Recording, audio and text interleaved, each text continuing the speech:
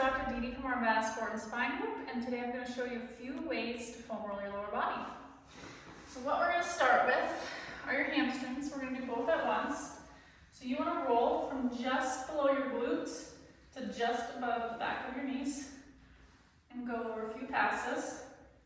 If this is too much for your upper body or you don't feel stable, you can do one at a time by putting your opposite leg down and doing the same kind of motion and doing it over both legs.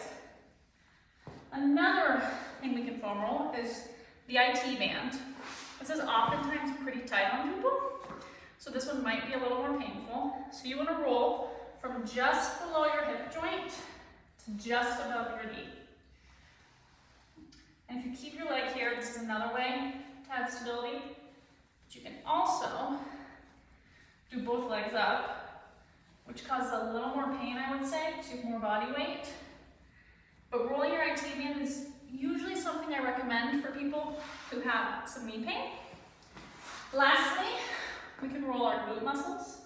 So one way you can do it is creating a figure four and kind of focuses on the piriformis muscle and just going over that glute area. If you have a spot that's a little tighter, you can always hold it, roll over it a little bit more. Another way is we can use that stability leg and roll over the entire glute muscle.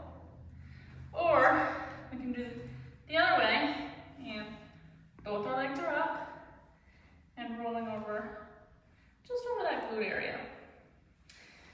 If you want to see any more videos, tips, and tricks, then subscribe to the YouTube channel, like the Instagram or Facebook.